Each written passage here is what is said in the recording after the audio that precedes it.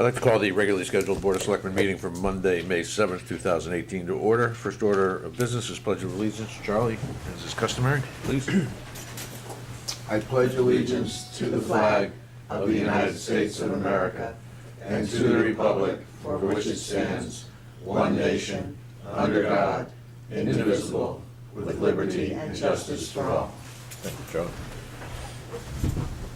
Public forum. Is there anyone wishing to address the board in public forum?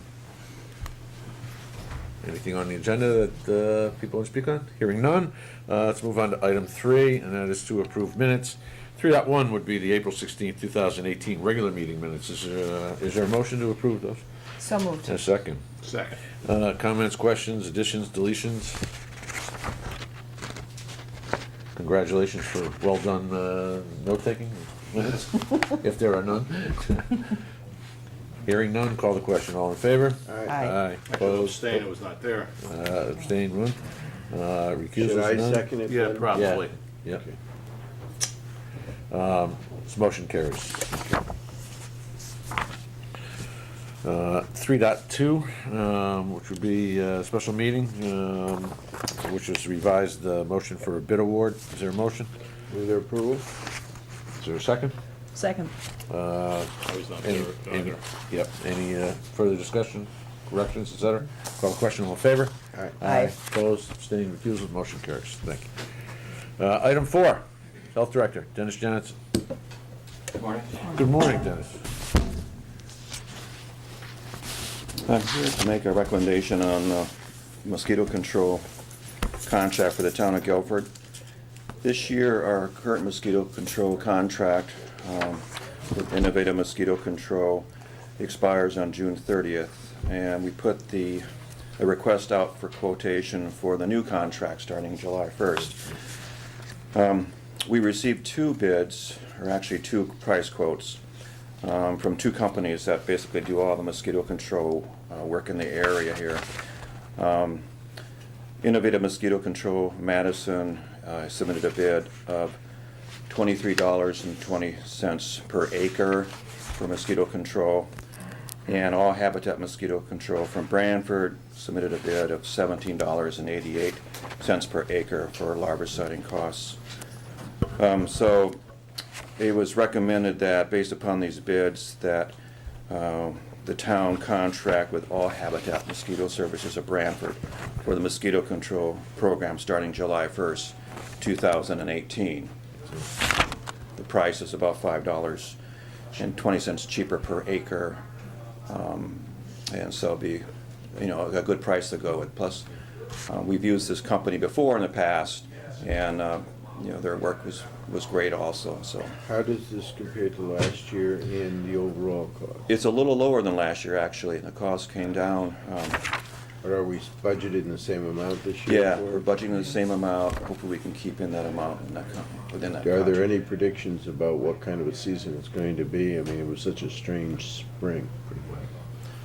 Well, there's just been a lot more awareness about insect-borne diseases this year, but, the activity in the mosquito control program basically is dependent upon the amount of rainfall we get. How much flooding we get in the marsh areas that we larvicide.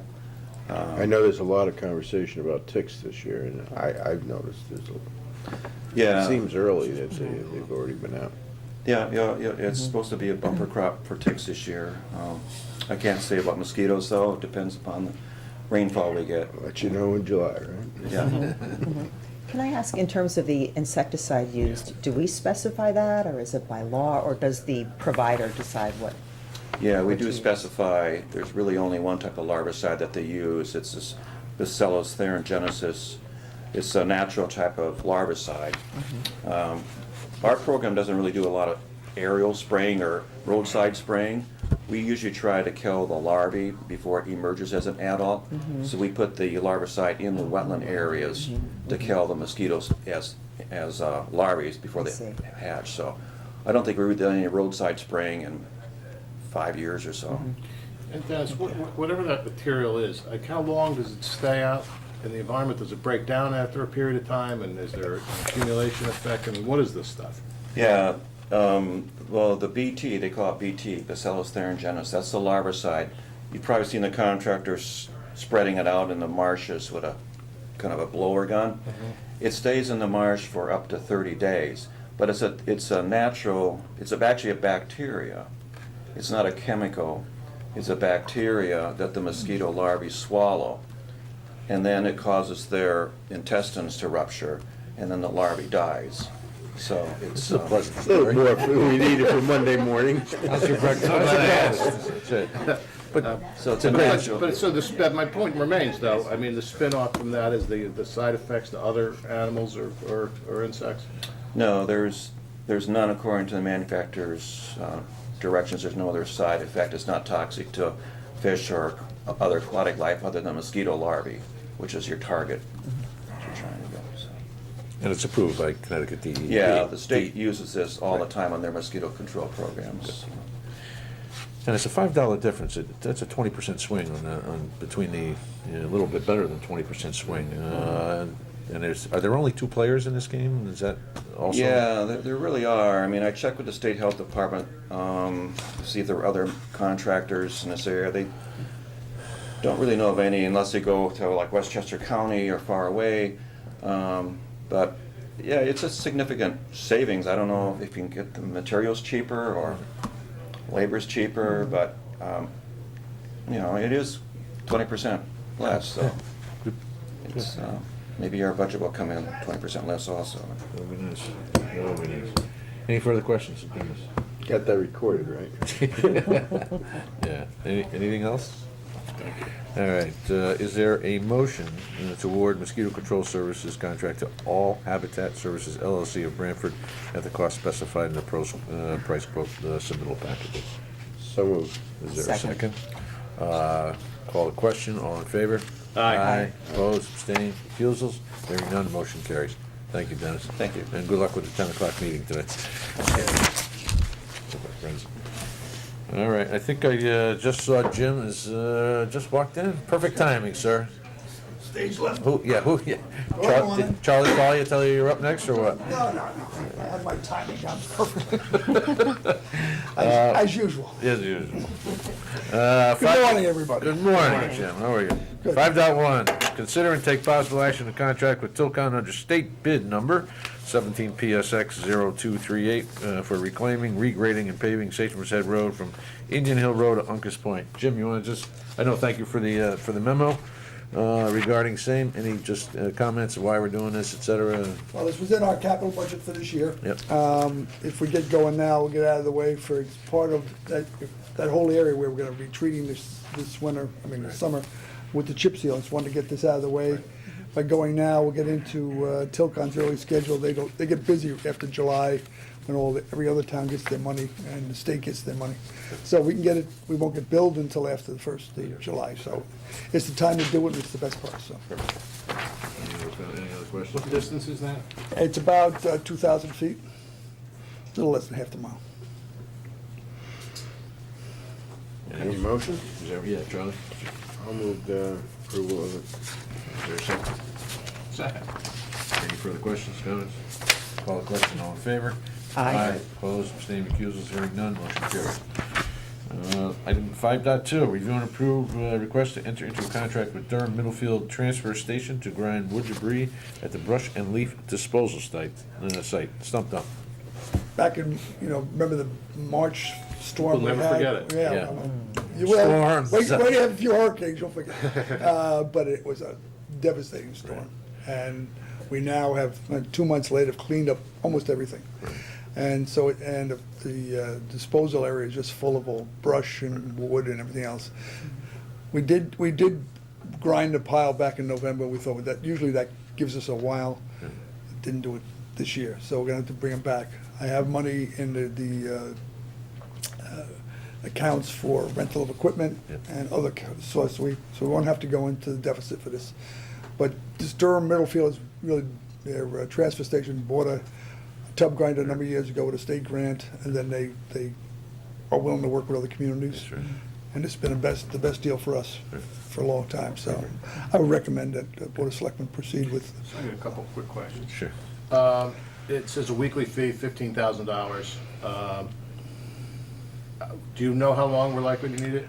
No, we've had this thing every time, if it takes 6 days or 7 days, they just charge us the 15,000. It just, but that's, it just is a number, we've never had a problem. They come in, Yeah, my question is it likely going to be into a second week? no, and it may be. I think there's a lot of wood there, but I don't think, they won't charge us. They haven't in the past, I don't anticipate it this time either. We're gonna have a contract, so I can. Yeah, we can put it at Contract.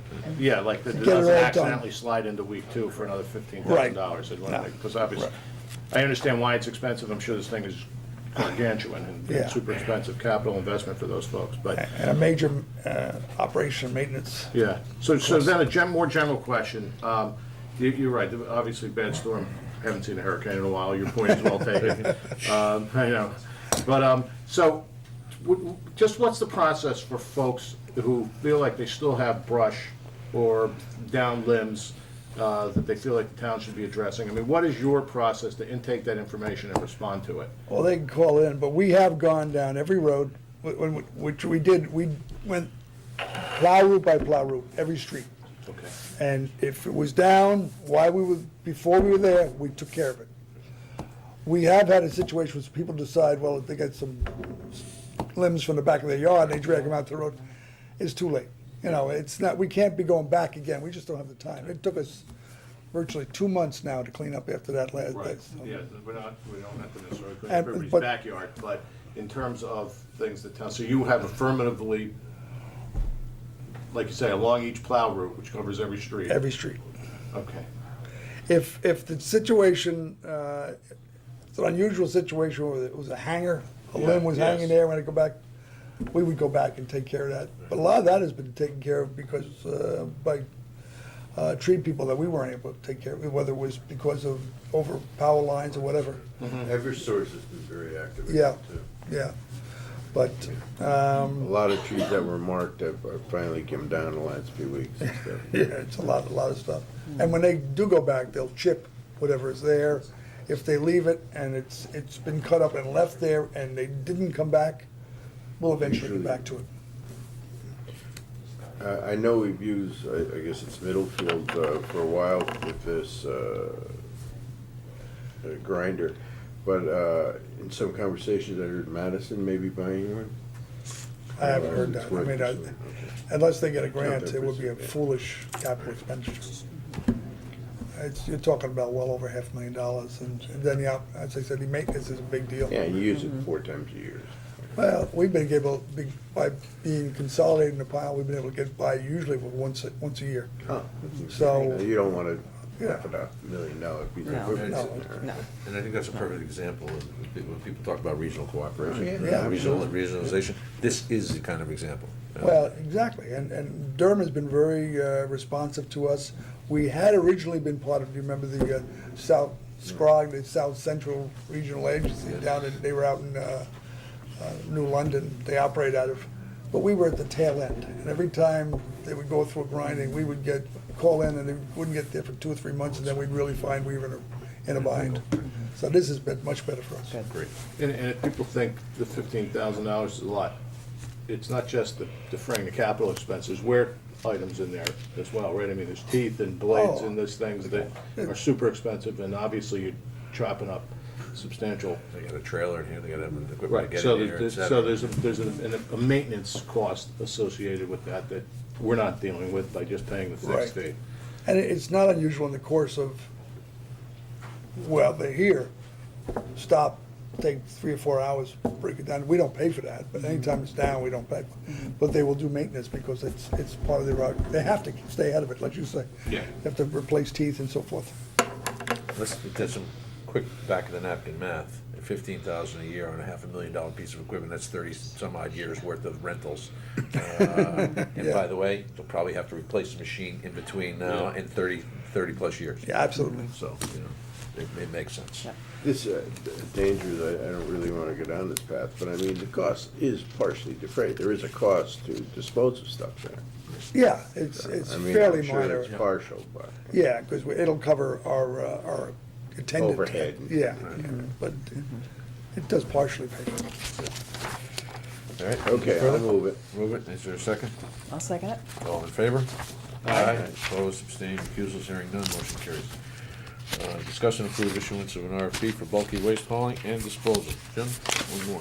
Back in 2012, we issued a RFP for the transfer station to handle our, what we call the bulky waste. It's collected and put in big trailers and then processed off-site. We had a 3-year contract that would renewal if we were happy with a second renewal. That period has ended now. We've had a great relationship with Willimantic Waste. They've done a great job. And first, when this came up, I thought, well, if we could approach them about just extending based on a CPI or something like that, it might be in our interest. But you may or may not know, they had a big fire in Willimantic last year and burnt the whole facility down. So I talked to the DeVivo brothers who run the operation. They said, we'd love to do it, what you're asking. So we have to rebuild. We're operating at a loss at the price we've agreed to. And we're paying now $66.63 a ton for the disposal.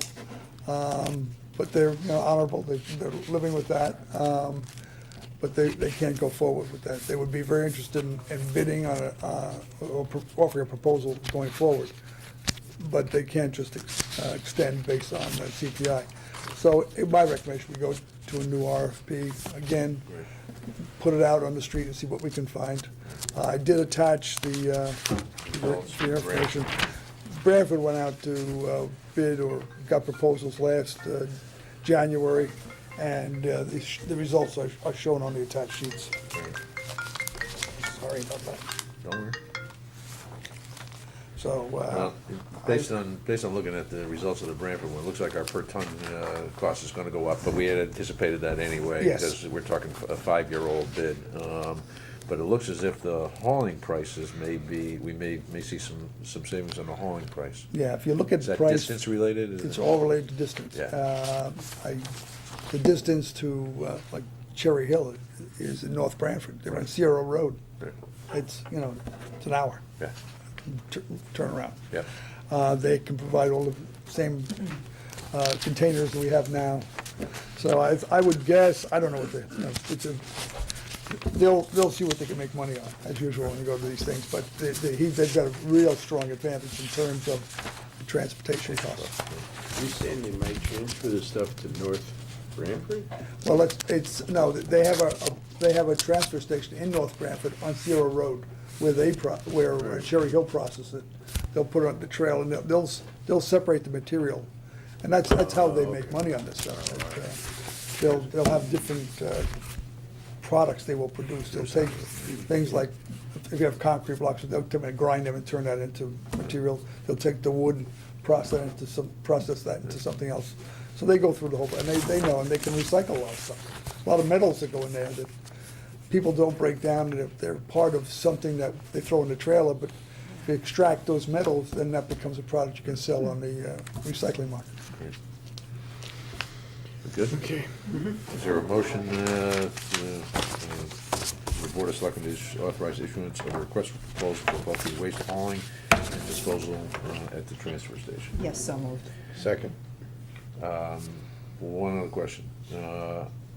Madison's on board, how does this relate? We manage the We facility. manage it, they Is just it go on. is it a courtesy Yes. to them? Thank you. That's about it. Call Fair enough. call the We won't question. go there. Call the question. All in favor? Aye. Aye. Opposed, abstaining, recused, hearing none, motion carries. Thank you very much, sir. Thank you. Thanks, Jim. Thank you.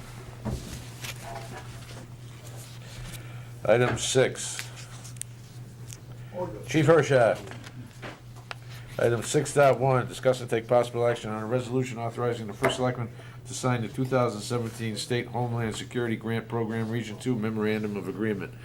This was one of those documents that when I got it in my email, I sent it to Charlie, says, do I have to do anything with this? He says, no, I'll be back with it.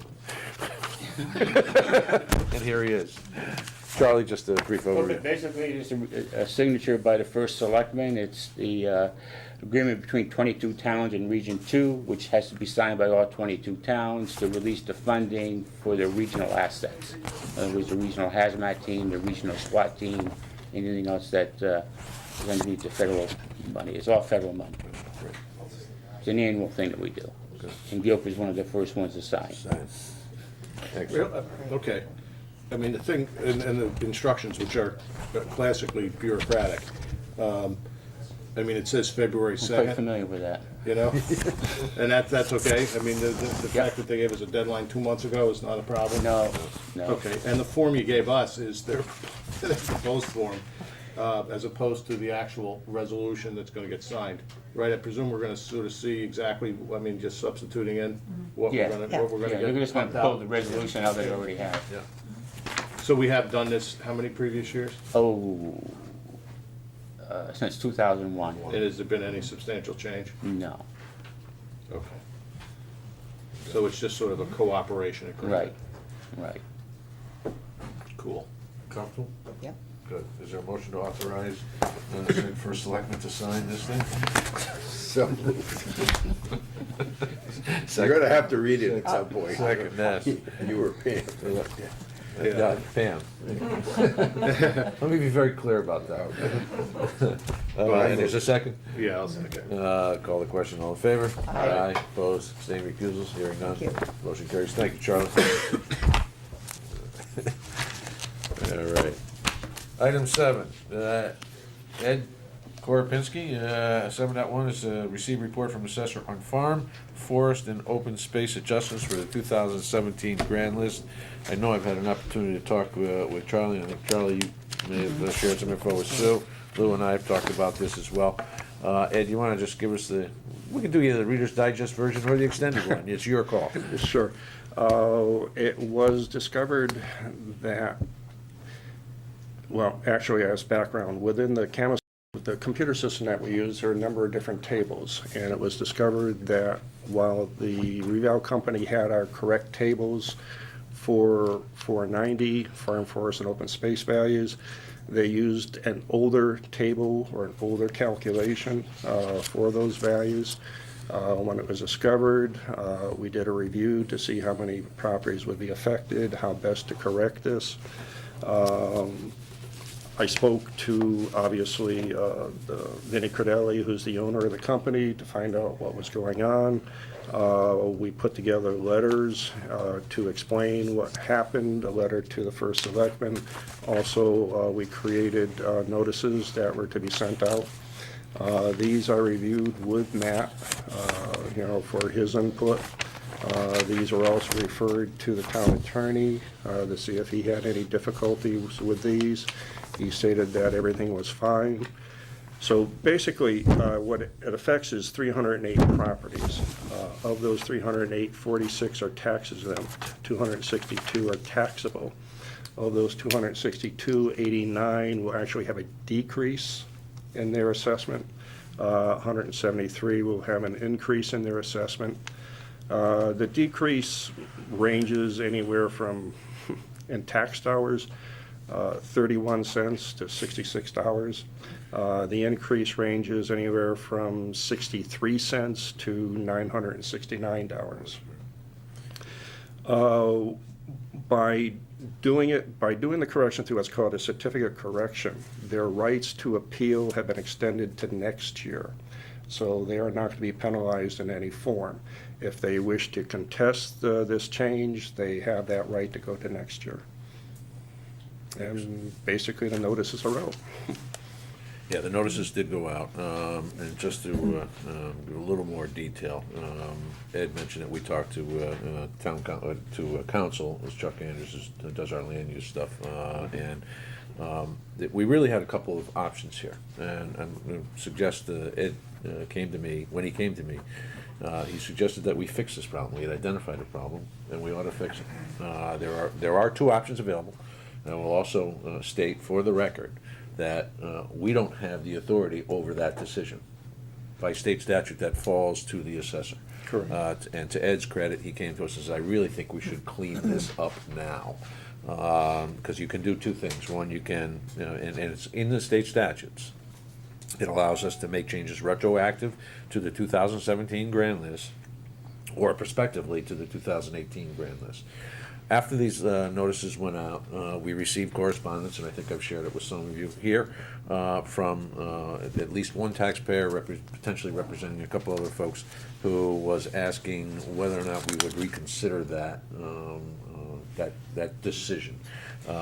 In my mind's eye, because the statute allows for it to be handled in either fashion, this has been vetted through legal. I am comfortable with the decision that Ed had made and fully support his decision to clean this up now rather than have it hanging over our heads. Additionally, if we were to reverse decision, Ed was to reverse decision, that would require yet another notification to the affected property owners immediately, all right? It would then require a notification after the 2018 grand list becomes available. And those notifications would be required to be reviewed by council. So there would not only be additional confusion to some of our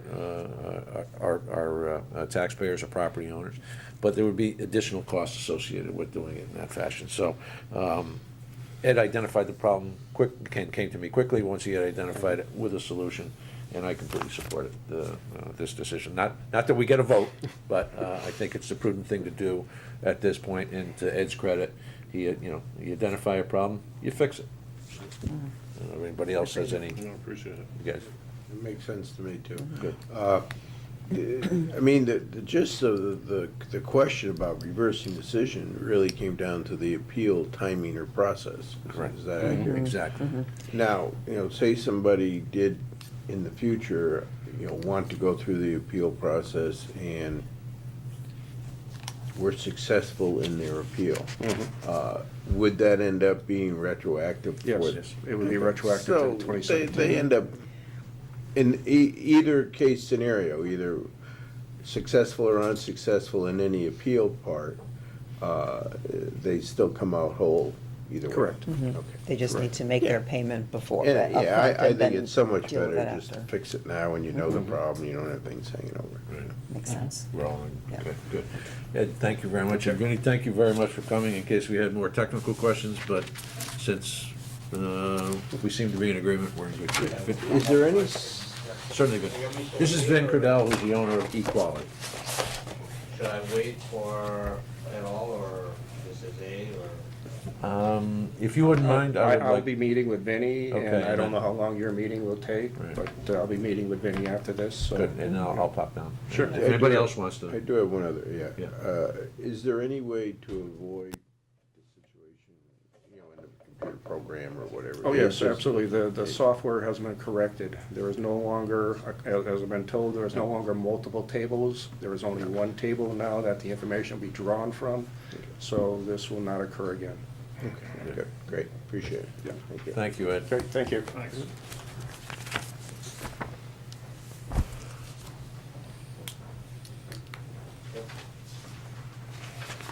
Okay, page 2. Yeah. Where's Paul Harvey when you need him?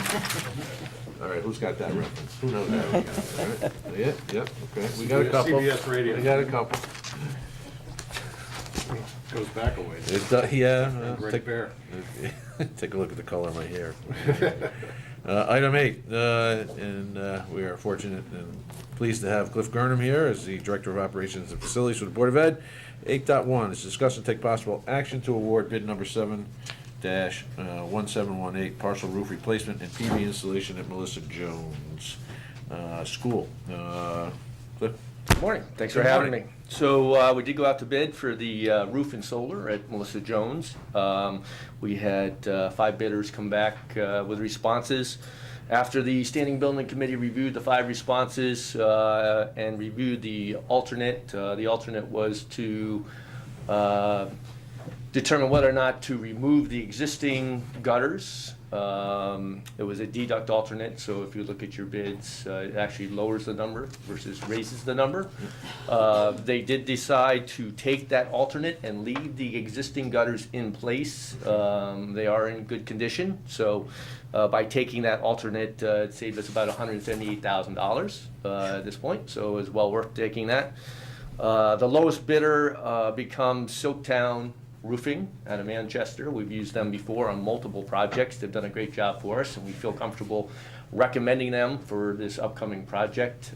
We've spoken with the team from Soaktown. They don't have an issue doing the project, both schedule-wise, material-wise, et cetera, so they're on board with the project, just waiting for final approval, and we will get moving on that. So the Standing Building Committee has recommended that we move forward and award the bid to Soaktown Roofing in the amount of $660,000 with the acceptance of the deduct bid alternate number 1. Is the solar installation part in coordination with the energy performance contracting folks? It is. So Johnson Controls, who is running that energy performance contract, will be the subcontractor to Soaktown Roofing, and they will work together to ensure that the solar piece gets installed properly.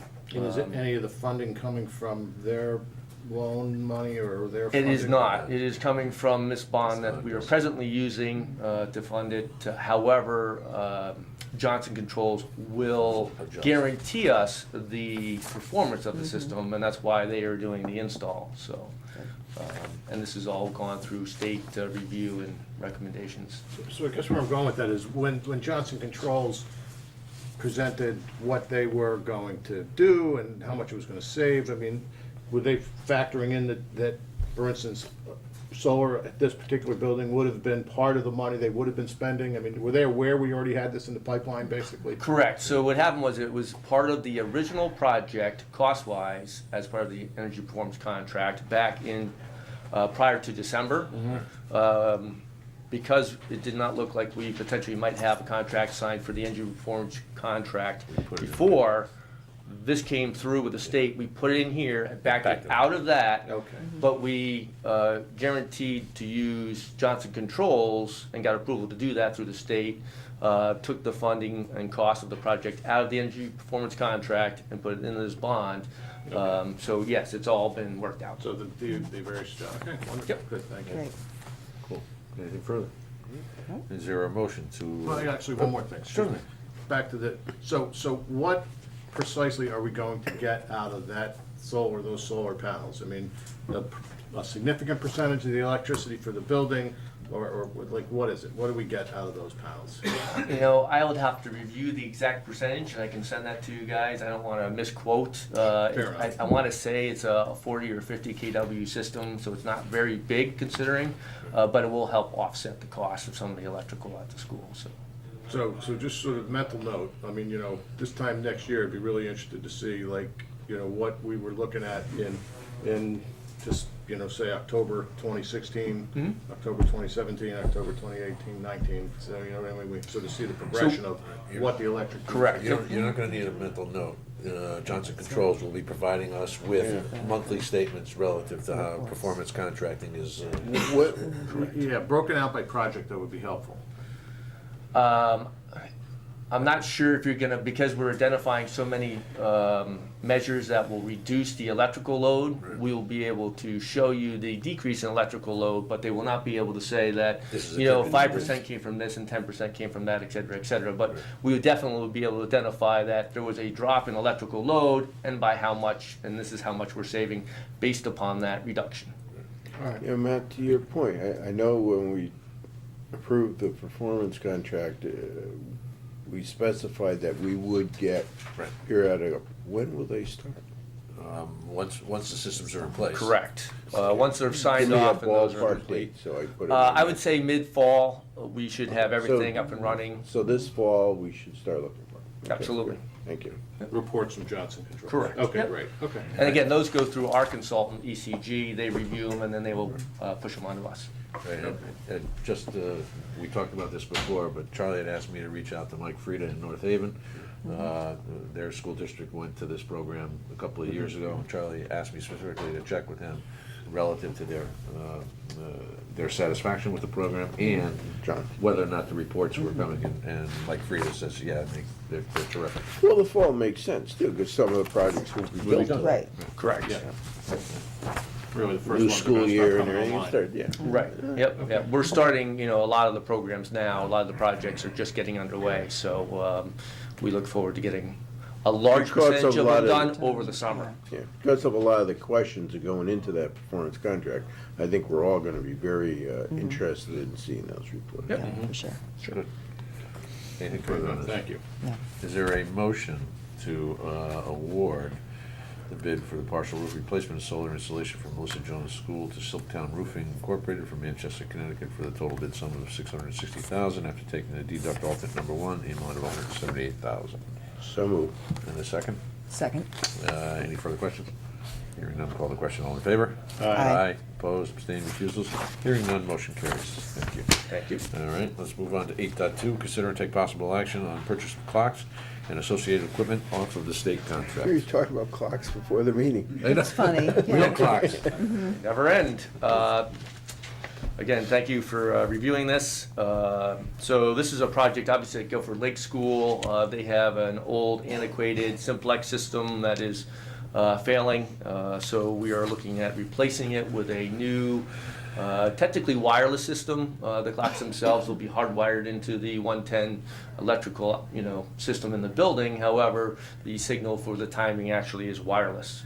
So what we're looking at doing here, in this case, is we will purchase the clocks under the state contract.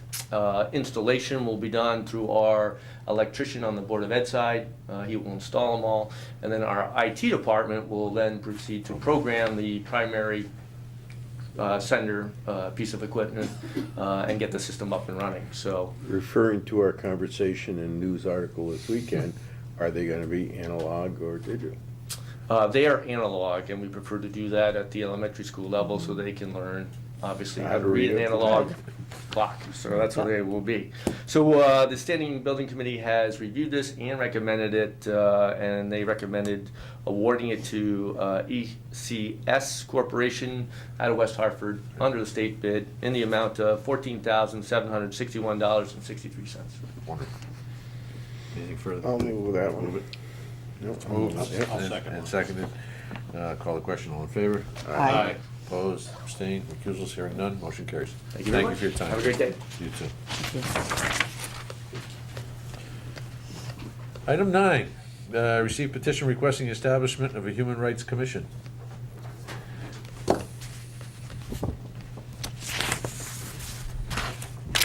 Good morning. For the boards and the viewing audience, we have April D'Amato and Judith Keogh from the Guilford Human Rights Organization who pulled together the petition. Did an extensive amount of work. In full disclosure, I had conversations with both of them early on in my tenure on this board.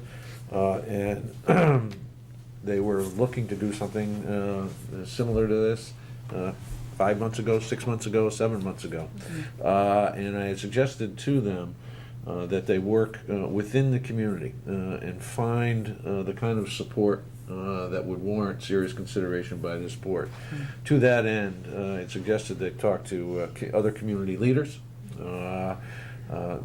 several of the clergy, and just influential members of our community. And what you were presented with, a significant compendium of information, and is a result of that work. Clarice, you can sit at the table if you'd like, please. This is Clarice Yasashara, who also met with me in the original meeting when we started talking about this. I've asked them to give us somewhat of a summary discussing the impetus, the rationale, and their recommendation. So it's all yours. Okay, so I wrote up a little something, but you kind of Perfect, covered, that's- you covered some of it, so I'm just gonna read, it'll make it a little easier. So we're a group of residents that came together last summer, actually August of 2017, to form the Guilford Human Rights Advocates. And we did that in response to the incidents that were happening here in town, the destruction of the Sensory Garden at Roses for Autism, the destruction of the Welcome Neighbor signs, as well as some racial graffiti that was sprayed. So we came together, and we've been working together for about 8 months now. And we determined, with reaching out into the community and looking for what needs were there, that we'd like to establish within the Guilford Town Charter a Human Rights Commission to safeguard Guilford's well-preserved and deserved reputation as safe, open, receptive, and family-oriented community that it is. The proposal's been submitted, as the First Selectman has shared with all of you, along with letters of support from community leaders, nearly 300 signatures of Guilford residents, along with the proposed language for a Human Rights Commission. And that's based on various towns within the state of Connecticut that have human rights commissions already in existence. And so there are several towns that already have human rights commissions, and we would be the first on the shoreline that would offer such a thing. To summarize, our plan and our goal was to seek to ensure ongoing mutual respect, tolerance, and acceptance of all people regardless of race, gender, ethnicity, religion, nationality, sexual orientation, age, health status, or ability through the primary goal of education and advocacy with a secondary function of receiving resident complaints and disseminating them to the appropriate town and or state agencies that are necessary. We believe that in establishing this commission, it will not only maintain Guilford's welcoming presence, but it will also address the ever-changing needs of Guilford's growing and increasingly diverse population. Thank you. Questions? Anyone have questions at this point? Lou? any Yeah, questions? obviously, absolutely fabulous work, thank you. I mean, you raise awareness, and that's an important process, right? It's easy to sort of just get complacent and let bad things slide by and all that, so it's all good. So, a couple sort of practical questions and a couple philosophical questions. You do mention in your proposal some modest costs, and you have some folks that are potentially going to step up, at least at the outset, to maybe defray those. What are the costs for? Do you anticipate having paid staff? And what do you expect for long-term expenses, and why? You do, that's fine. So the only absolute cost that we're anticipating is for a secretary to take minutes, which I believe is a cost associated with all the other established commissions in town. We have done a number of educational programs that we've offered to the community at absolutely no cost. We've worked with the Women's Family and Life Center. We've worked with the police department. We haven't spent anything on speakers who have been wonderful about donating their time. And we're not actually anticipating needing a formal budget going forward. We'd like to continue working with town agencies and organizations, certainly partnering with the Guilford Foundation in some capacity, something that we're interested in. Eliza Petra is one of the people who signed a letter of support for this initiative. So we don't anticipate needing a budget. We put into the proposal a request for money for a large International Human Rights Day celebration for the town, but that's something that we're perfectly willing to do fundraising for. Okay.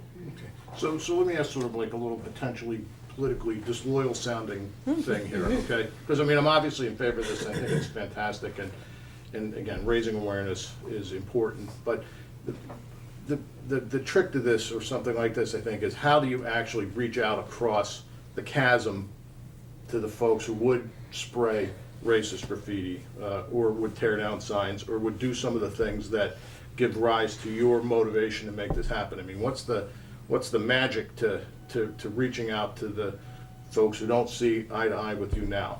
Two things. Education, such as the programs we've already been providing, programs such as community conversation with a Holocaust survivor.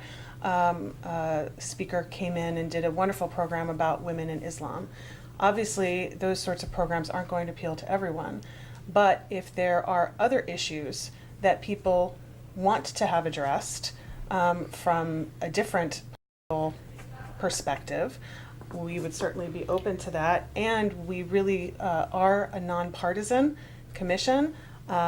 We would welcome the presence of both Democrats and Republicans at the table, and really would love to see people of other political persuasions, Green Party, Libertarian, independents. We really want this to be an open conversation. And if there are issues that people need or want to have addressed that are more conservative in nature, of course we would be open to having an educational discussion around those as well.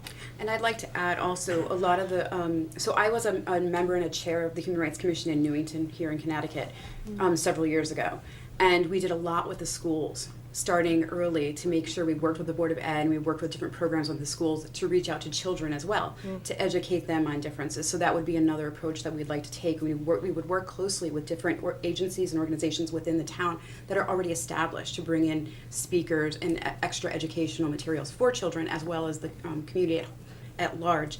Another thing that we would like to do is in the commission itself, it's not just one party. It has to be, it's a nonpartisan thing. You know, the commission itself would involve other members of the political parties, so it's not necessarily Yeah, I don't mean one-sided. the difference between Democrats and Republicans, because in Guilford at least, I don't sense that's the problem by any stretch of the imagination. I mean, my sense when this just starts touching on some First Amendment issues, and the magic to those is when somebody comes up and really wants to sort of say something that is projected to be or perceived to be antithetical to what you guys are proposing, which is the right thing. I mean, I don't want to kind of get misquoted here, but what's the tolerance level going to be for, you know, pick the extreme example, right? So some sort of neo-Nazi group wants to come and say something.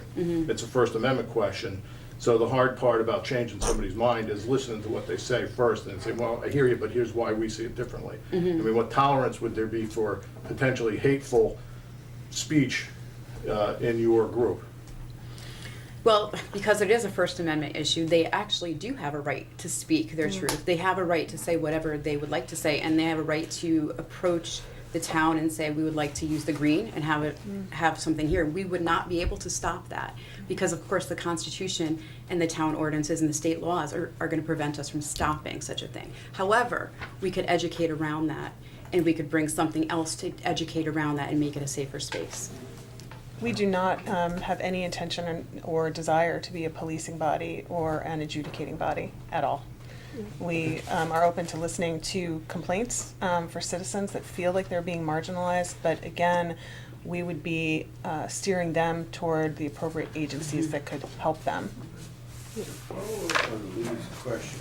Looking at the endorsements and the statistics that you provided, and I appreciate you providing them.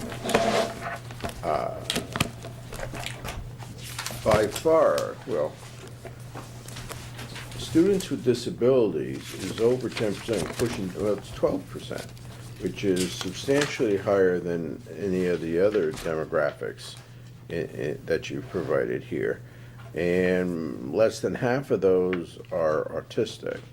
So you have still a substantial group, almost greater than any other group, in the schools, but I don't see them represented in endorsements. Are there any other specific groups or endorsements you might seek out that would represent children with disabilities in the school system? Are you referring to any specific disabilities? No, I see you've got autism under the endorsement, so I guess this is the group so far that you have contacted. We also have But in NAMI. looking at the statistics, children with disabilities is greater than literally any of the others. We also have NAMI, National Alliance of Mental Illness, and that covers a broad range of disabilities underneath mental illness issues. Yeah, and I could see, and I understand that, but I mean, disabilities is a lot more than mental illness. Well, one of the people that we've reached out to is Kennedy, because, as we know, he is retiring, pursuing issues on disability. So we're hoping to, get some feedback from him and have him work with us. Okay. It jumped off the page at me, I appreciate, these statistics, but when you see the graphs, the pie charts, you have to read it at that point in time. And I understand, the political issues and the racial issues and all of these other very, very important issues. But that one does jump out at the page. I mean, it was substantial, investment there.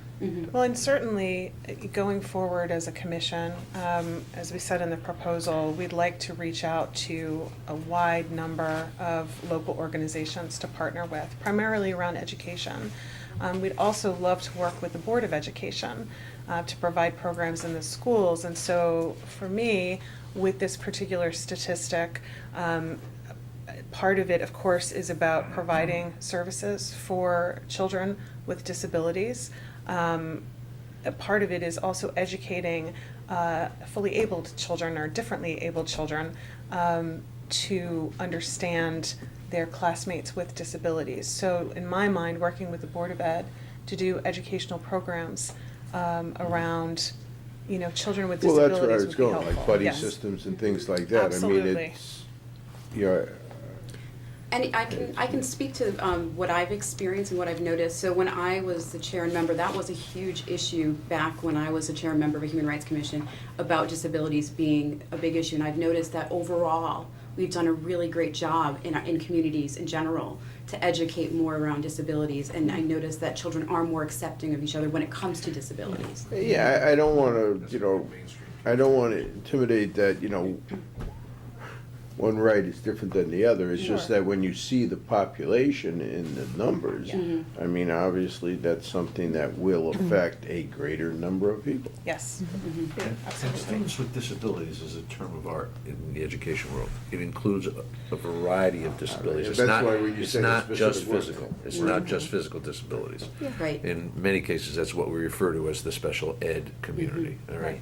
Which typically is about 10 to 15% of our student population. And so you know these numbers better than any of us. Commanding somewhere in the order of 20 to 25% of the budget dollars, right? Which suggests that we are focused and we are paying attention to students with disabilities. To that point, I've got a couple of questions. The data that you provided us relative to some of the splits comes from the strategic schools profile. So on page 10, where you've got the racial and ethnic demographics for the town of Guilford Yes. from between 2003 and 2016. I'm encouraged by the change over those 13 years in terms of the cultural mix has changed to the positive in terms of greater representation by minorities. Is this representative of school population or townwide? No, there's towns, so we have two different charts. I believe it's page 9, Right. is just the school population, Okay. and the following is for the town as a whole. Okay. Actually, there's a greater change with the school population. Yes. Okay, because I see you used it for sources of strategic school. So on page 10, you use something It's the Community Compass Greater New Haven Region Community Indicators Report. that's from 2013, though.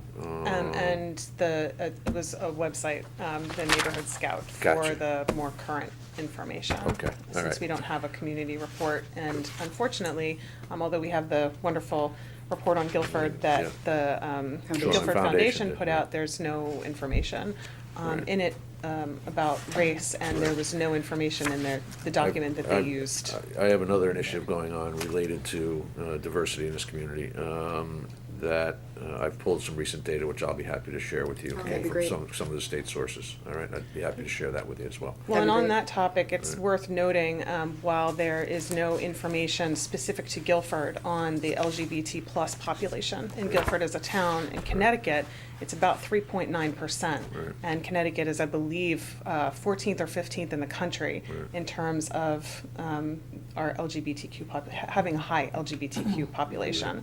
And certainly, we have LGBT plus citizens Right. living in Guilford, and we're interested in their rights as well. I have a question. Why do you feel that you will be more effective as a commission, as part of town government, as opposed to going on the way you are? I don't know if you're organized as a nonprofit, if you're a 501c. Did you think about going that direction? We have. Or possibly partnering, you've mentioned you partner with a lot of other town agencies already, going into one of those, sort of an umbrella under one of those, or something along those lines with a religious organization. Why a commission? Because we feel that being a permanent part of the community will actually create a different vibration and energy to the community than if we're just an outside organization bringing something in. It would actually command more of a presence and show that we are welcoming and we are a community that's open to everybody. Makes a Any- statement. Yes. Makes a statement about the town, and also, if we're part of the town government, it will ensure that we are in fact reflective of the values of the town as a whole. At this point, everything that we've done has come primarily from the three of us and our supporters. If we have people of different political persuasions, different races, different religious affinities, we will be more truly representative of the town, which is what we want. And it's, it would be wonderful for Guilford to be the first to do this on the shoreline community and continue leading the way as it has. It's had a long held reputation as a progressive, artistic accepting community. You said first on the shoreline. Are there others in the state? There's There several are. others in the Yes. state. We have a table here. There's a table in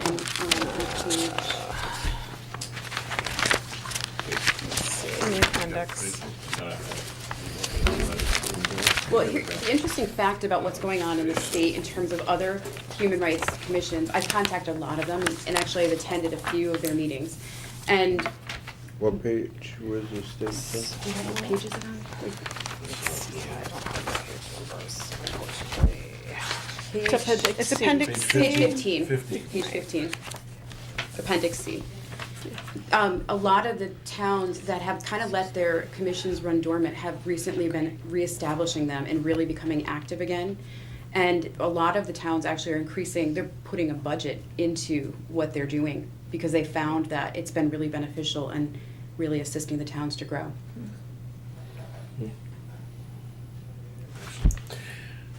I had a question, which may be two, which should not be a surprise, as we had some earlier conversations early on in this, and that is as it relates to the teeth of the commission and the specific role of the commission, other than, and don't take this the wrong way, all the platitudes, the good things that we're gonna do in terms of promoting stuff, okay? Right.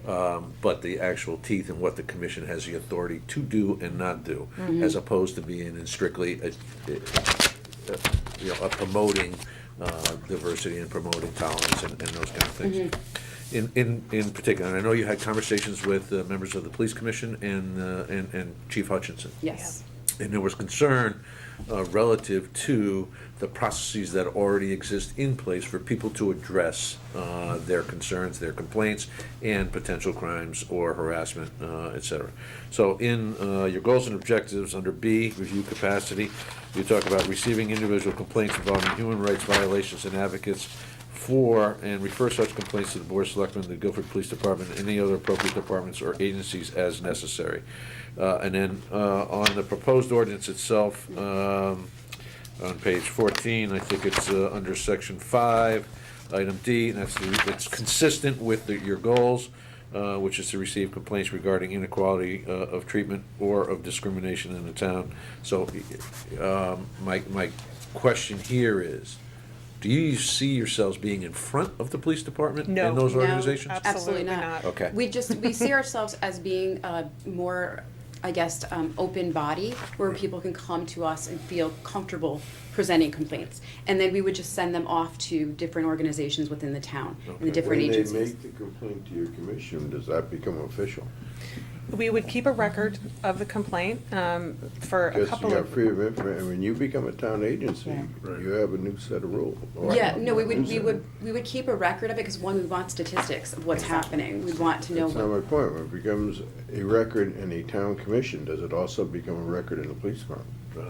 Yeah, well, that's why we have a town council, who will be looking at this ordinance, and and as I said to April in a conversation last week, we're at the initial stages. Yes. There are legal reviews that Yeah. need to take place, and there are practical Well, considerations the that need reason to take I'm place. particularly concerned about that, if it is, and I think it does have to have legal review, as a town agency, to Sue's point, FOI, and the response of a town commission to a complainant becomes very important. Sure. Well, and that's why we do know it needs to go through legal approval of the words that we proposed. The language that's in there, we have it written so that we would receive it, and then until Yeah, I we guess you're become. missing my point. My point is, Well- when you have a complainant who you want to feel is able to come to your commission and openly have a discussion, as a town commission, that open discussion becomes a legal document. Sure. So that discussion of what a town commissioner says to a complainant has importance. Yes. And so, just as an example, I did sit down and talk with Chief Hutchinson and the commissioner. One of Chief Hutchinson's primary concerns, and he posed a question that frankly we hadn't thought of until he asked it, was what happens if somebody complains about the police? So we would obviously like to be an organization which people felt that they could come and address a concern that they had about the police. However, again, we don't want to be a policing body ourselves or an adjudicating body. After talking with a person with such a concern, our next step would absolutely be to take that person to the commissioner, and to have the police commissioner deal with it. Likewise, if someone came to us to report a crime, we're going to take that person to the police. We're not in any way trying to resolve complaints necessarily ourselves, especially if they are of a legal nature, a criminal nature. We just want to be a body that people would feel comfortable approaching, and then perhaps literally walking them over to the police commissioner's office, to the police To department. Susan's point, though, what you wish, you might be an unintended consequence of what you're asking here. I mean, when you become a town agency, what you wish to be open and warm and fuzzy isn't anymore.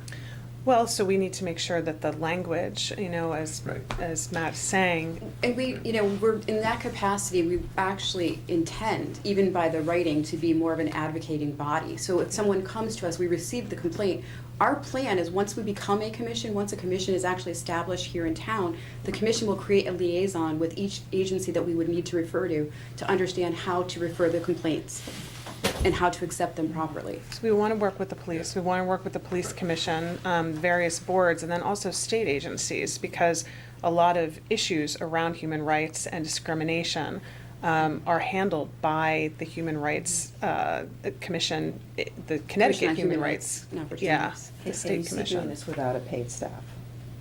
Yeah. Yes. I mean, we're committed, and the people who have been volunteering with us are committed, so. And that is actually how it is done in all the other human rights commissions around the state, with the exception of major cities, like Norwalk has a paid officer, a human rights officer. So but the rest of the states, the rest of the agencies within towns that have a commission on human rights, human rights commission, they receive the complaints and they do the same thing. They liaison with the different agencies and organizations they have to forward on to. It's just really a receptive body. And it becomes a place where people will feel less maybe intimidated approaching. For example, if they did have a complaint with the police department, they're not likely to go to the police department and say, here's my complaint. They're likely to not do anything.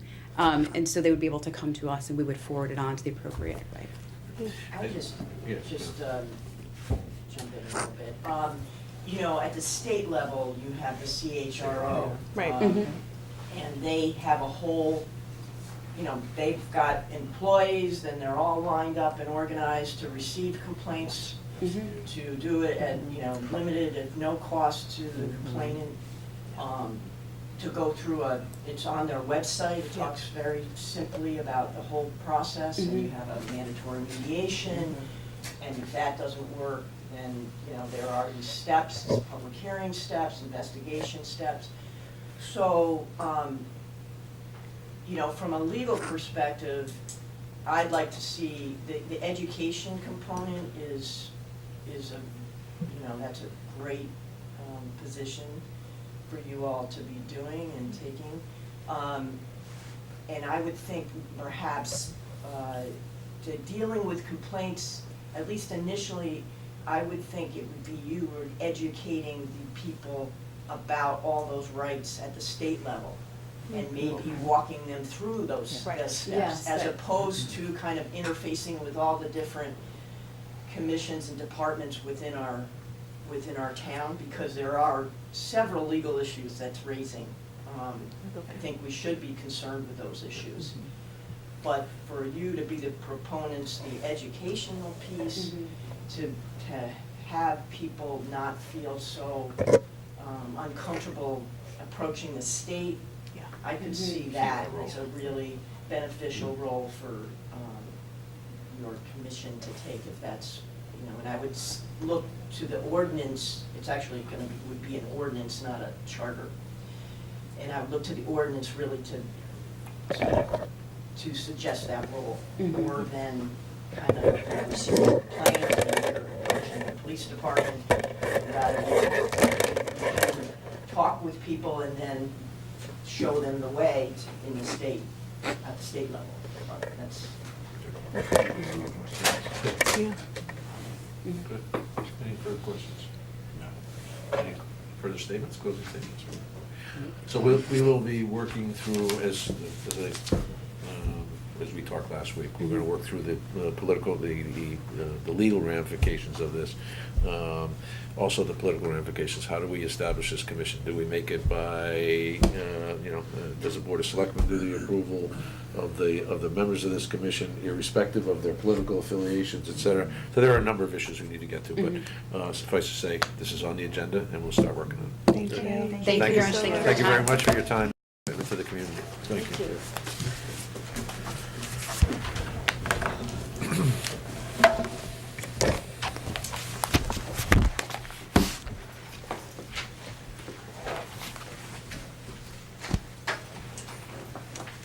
All right, item 10, consider and take possible action on resolution delegating authority to the first selectman and finance director to authorize terms and conditions on bond notes and temporary notes.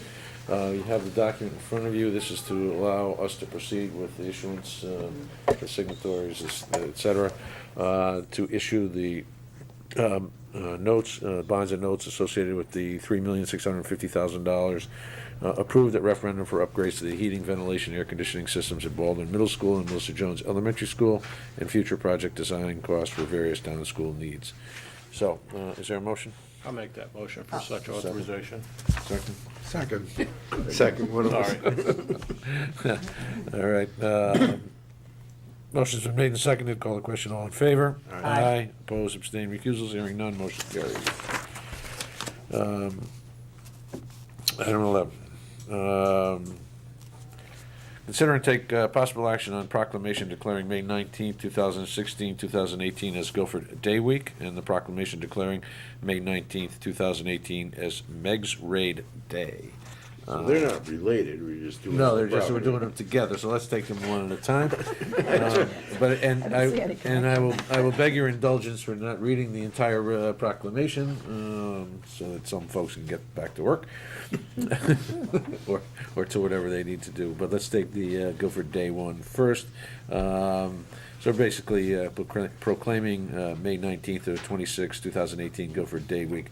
That is the week that they will have a series of events. One is a road race they're going to do. The other are the ribbons, which will be up on the town green, which I think we Purple approved that. ribbons. The purple ribbons, et Still cetera. got 'em in there. So, I'll is it? move that one. And a second? Second. Second by Sue. Call the question. All in favor? Aye. Opposed, abstained, recusals, none. Motion carries. The second one is the Meg's Raid, which is an interesting piece of history. I don't know if you've read the proclamation. There was a raid launched from the Guilford Shore harbors as part of the Revolutionary War, where I think they went across Long Island Sound to participate in the battle. Is there a motion? Well, I'll make a motion, but I got a couple questions. Certainly. Not to be the fussy historian. So let me understand why this thing is dated the May 19th. What day is it gonna be? Come on. I mean, It's what, a Saturday, maybe Yes. that's the reason. That's the day of the event. Yes, the event. yes. oh, okay. So we did it. So does this become some sort of annual thing, or we're just commemorating that one day this year This because year. it's happening? Yeah. Okay. Now, I happen to have looked this up once before, because Meeks Right. Point, I'm always curious why Right. things are named what they're named, right? Yep. So Meeks Point is all about that. And just as a little way of background, I was invited to attend this. I am unfortunately not going to be able to make it, owing to the fact that there's a state convention going on that week. It'd be a lot of fun. Right.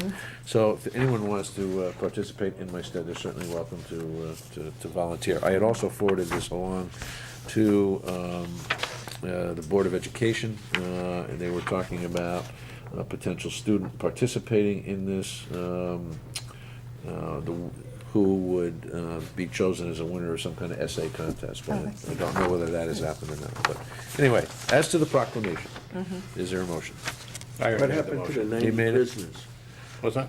They brought back 90 prisoners know, in don't they? 10 boats? Yeah. Yeah. And that must have meant they rowed them back. I don't know, whatever, okay, I'll Very second Very the motion. interesting. Yeah, they might have been on the sloops. Not the whale boats. Not the, The yeah, sloop John exactly. D. Want to sing a couple bars of that for us? No, thank you. It's an old drinking song, isn't it? All right. All right, Lou's made the motion, is there a Second. second? Call the question, all in favor? Aye. Opposed, abstained, recusals, hearing none, motion carries. Okay. Item 12, appointments and resignations. 12.1, act on recommendation to move Richard Wallace from alternate to a regular member on the Public Works Commission effective June 1, 2018, for a term to expire May 31st, 2022. I'll make the motion. Second? All in favor? Aye. Aye. Opposed, abstained, recusals, hearing none, motion carries. 12.2, act on recommendation to move Dana Ainsworth from an alternate to a regular member on the Conservation Commission to fill a vacancy for a term to expire February 28, 2020. Is there a motion? I'll grab two in a row and Here make you that go. motion. Second. Call a question, all in favor? Aye. Opposed, abstained, recusals, hearing none, motion carries. 12.3, act on recommendation to reappoint Laura Collins to the Conservation Commission for a term to expire February 28, 2022. Motion? Moved. Second? Call the question, all in favor? Aye. Aye. Opposed, abstained, recusals, hearing none, motion carries. Act on recommendation to appoint Teresa Buchanan to the Historic District Commission for a term to expire January 31st, 2023. Is there a motion? Yes, I'll make the motion. I'll And a second. second. Call the question, all in favor? Aye. Opposed, abstained, recusals, hearing none, motion carries. 12.5, act on recommendation to appoint Alan Fairbank as an alternate to the Conservation Commission to fill a vacancy for a term to expire February 28, 2020. Is there a motion? I'll make that motion. Second. Call the question, all in favor? Aye. Aye. Opposed, abstained, recusals, hearing none, motion carries.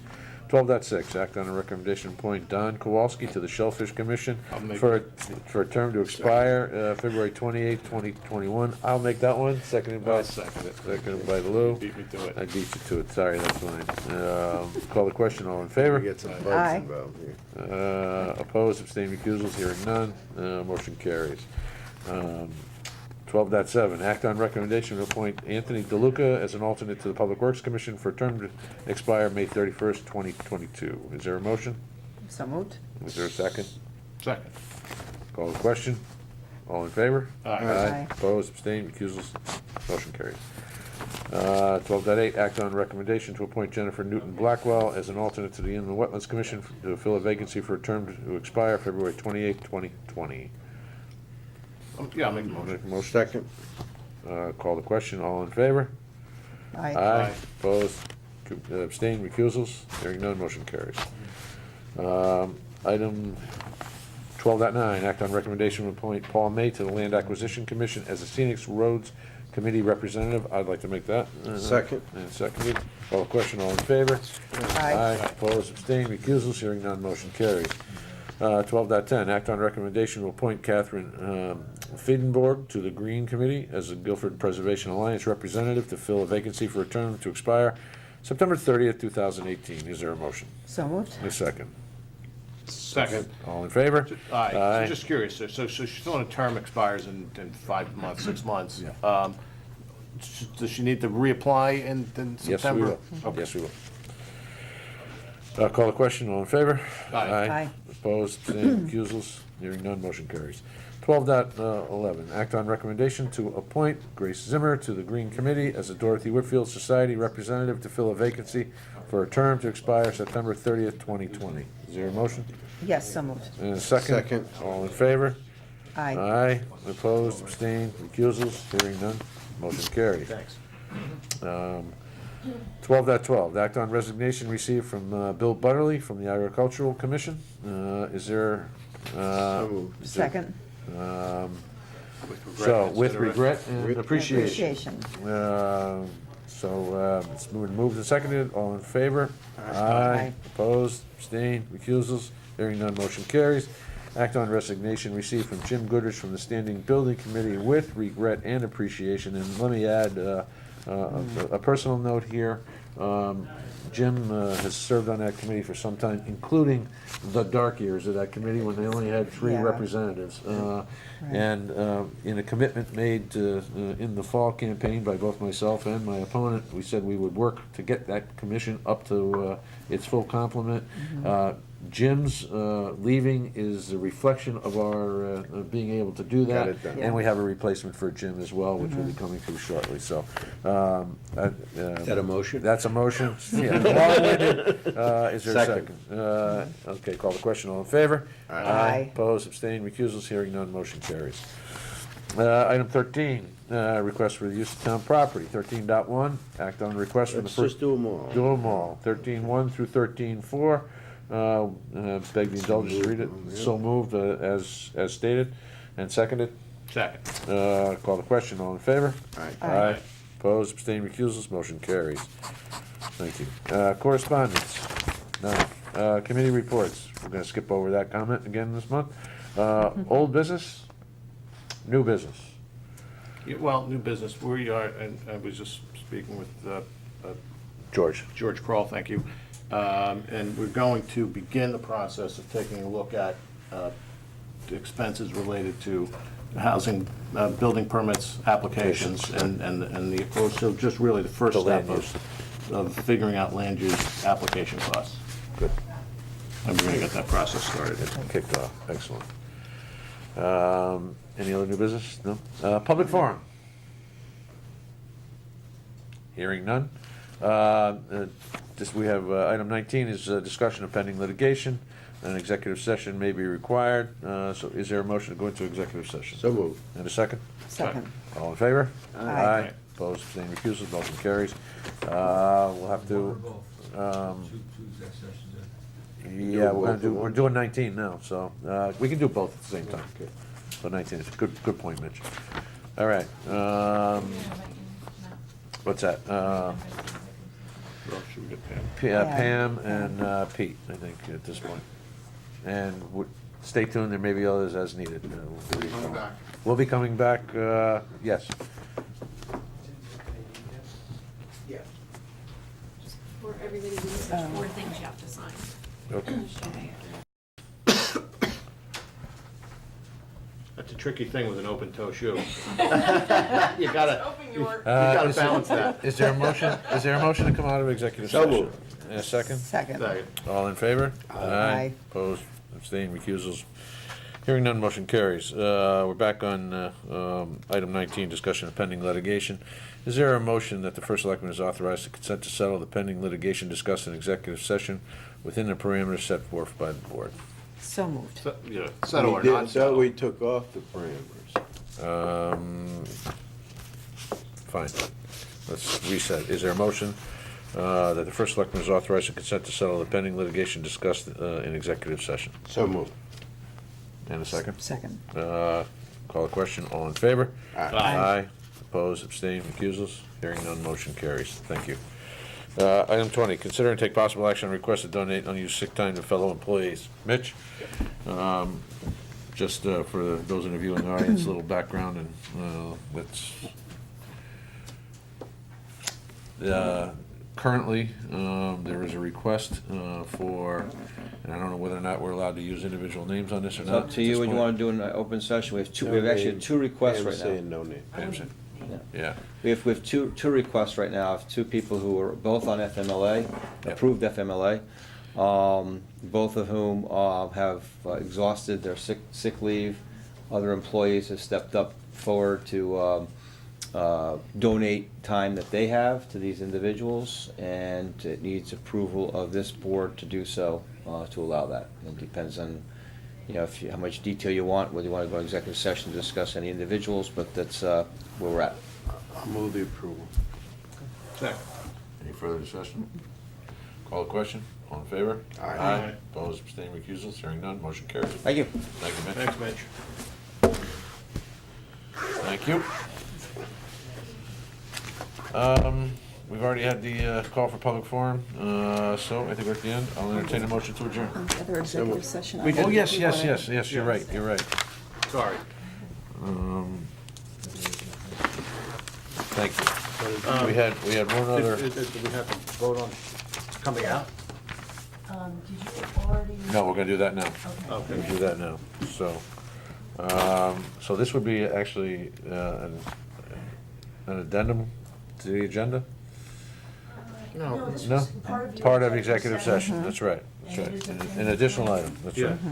Right, And your right. We had discussion in executive session relative to the termination decision on a dog here in Guilford. And we had consulted with, based on the input we received at the last meeting. In and response questions- to the citizens' In response to the comments. questions raised by some citizens here relative to this board's ability to impact the current situation and the current order. Our our council has advised us the following: that through the will of the Connecticut legislature, other than guidance by those in the chain of command in the Guilford Police Department, no other board, commission, officer, or employee of the town of Guilford has any jurisdiction over the decision-making process that would diminish the discretion of an animal control officer and ultimately the Commissioner of Agriculture with regard to any restraint or disposal of a dog. So I think that, I just add that that is a written opinion from Leclerc Ryan. Ryan. And after Great. Great. We don't need to vote or anything on that at this point, so. All right, with that, I'll entertain a motion to adjourn. So moved. Second? Second. All in favor? Aye. Opposed, abstained, confused? None? Hearing none, motion carries. Thank you very much. A little long. I thought this was gonna be a half hour. Yeah. Looked at the agenda. Yeah. That's what